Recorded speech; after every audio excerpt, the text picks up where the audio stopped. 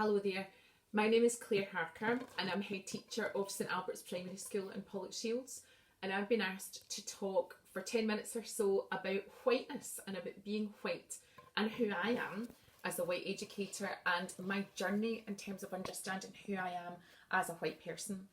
I am at the end of my career, obviously, or coming towards the end of my career, and I've been head teacher of St Albert's for 9 years. And in all the time that came before that in my life, I had thought race and racism was something that affected and impacted other people. I never thought of myself as having an ethnicity. And if you talked about racism, I would be passive in that. I would never really consider it was something that I had to think about in terms of the impact it had on me. In that beautiful school that I work in, since arriving there, I've learned so much about myself and about the children and community I work for, and it's profoundly changed my thinking. I'm nowhere near at the end of that.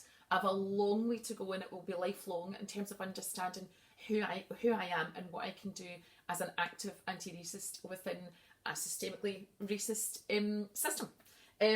So what I wanted to say first of all was, as educators, we're bound by the GTC standards, and if you look at those closely, it's social justice, integrity, and challenging the status quo, challenging things where appropriate. And I would say it is highly appropriate to challenge what is a system that was constructed, written by, and where white people have all the power. In St Albert's, most of our children, around 95% of our children, are of colour. Most of the heritage is Pakistan, Syria, Jordan, North Africa, the Middle East and different parts of Europe. The predominant language in our school is Urdu, followed by Arabic, and most of the children are Muslim, practising Muslim children in our Catholic school. So when I arrived there, I really arrived there as this white person. I'd been in every demo under the sun, believed I was actively anti-racist, and I found out I wasn't. And actually, I'm ashamed of some of the things that I haven't challenged throughout my years in St Albert's in terms of how people view our children, how people view the curriculum, and how people problematise our children, to be quite honest. I've written down a few things. One of the things I did at the very start of my journey, and I had never done this before, although obviously I'd taught children from different visible minorities, I had never sort of sat down and said, "Gonna just tell me all about it. Just tell me who you are, help me to understand the clothes you wear, help me to understand attitudes, help me to understand family, help me to understand belief, faith."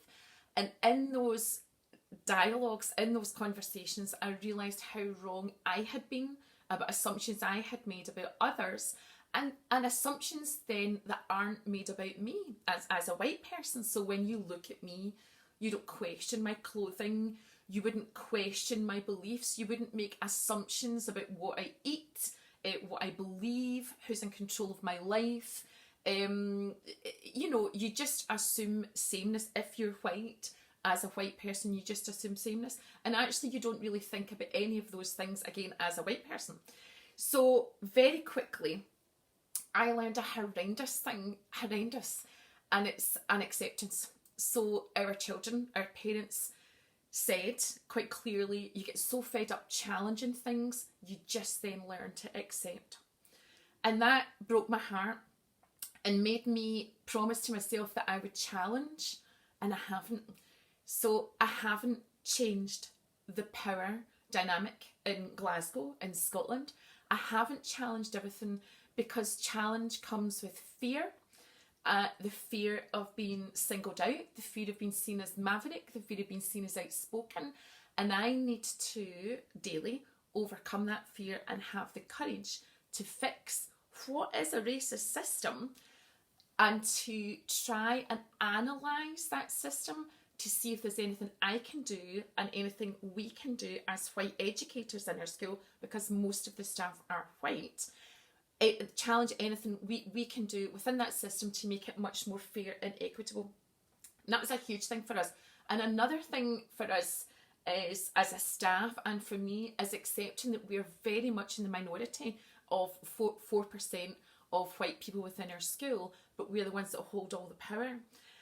And watching big events and the profound effect that big events had on our children, for example, Brexit, Donald Trump being elected, etc., which caused a lot of tears, again showed me something that is so obvious to us in the newspapers, but we don't consider the impact that it has on the children and families of colour that we're working with.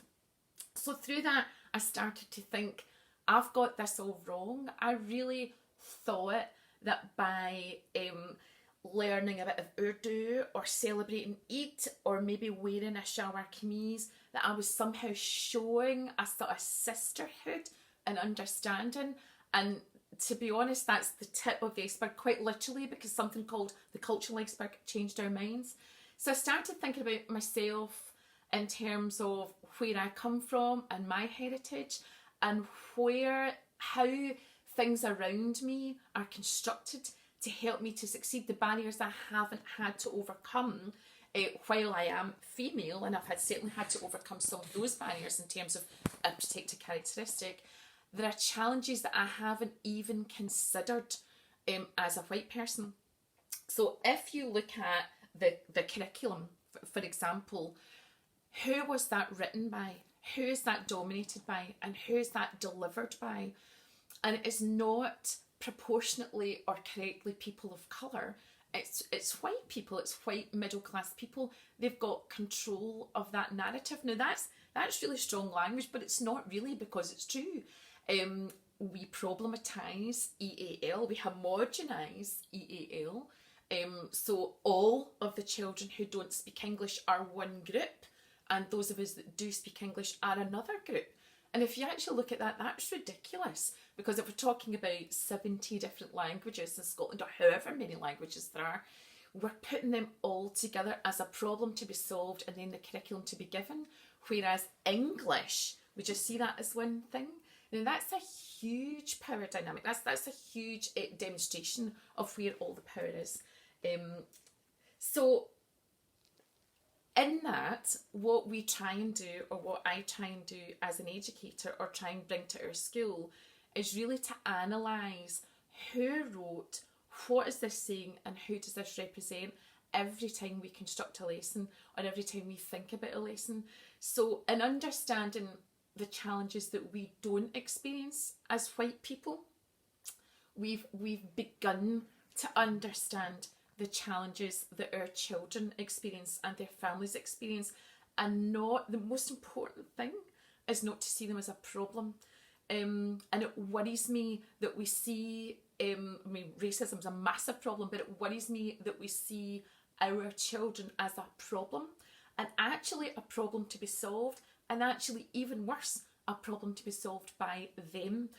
The reading material that you're going to do, I hope, is going to inspire an understanding that racism, being actively anti-racist, as in calling things out, challenging things and changing things, we can't expect our brothers and sisters to solve that for us as white people. We have to, as white people, own the fact that we buy into this social construct that gives us privilege and advantage, and we actively have to change that. So we have to accept that, not disadvantage, but we have to accept that the advantages that we have, that the playing field has to be more levelled, and it's so far away from being levelled, it's untrue. Some of the statistics, for example, around people of colour and how they have to work, like our children, I say very glibly, our children will have to work twice as hard to get the same as a white Scottish child with the same level of qualification.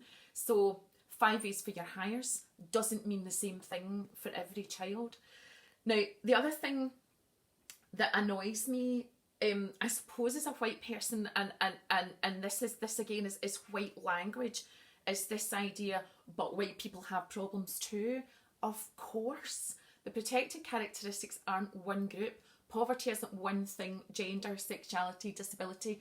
It's not a comparator. All of these things are wrong, but we are specifically talking about race, we're specifically talking about colour, and when we're specifically talking about that, we can't be blindsided by other arguments about other equalities or inequalities. I'm just going to check because I want to talk to you for 10 minutes and that's nearly my 10 minutes up. So I think that equity is much, much more than visibility and much, much more than representation. It's about you and those of you who are white on this course understanding at a very deep level who you are and how being white impacts on you, how racism impacts on you, and how you as an educator are going to change within your sphere of influence, and actually, see, to be honest, outside your sphere of influence as well, how we are going to somehow unite as a movement to change the processes and the everything about it. I mean, if you think about the history that's taught, the modern studies that's taught, the art that's taught, everything is around whiteness. And yes, the decolonisation of the curriculum, that's an amazing thing. It's a very obvious thing. Everything else has to be considered.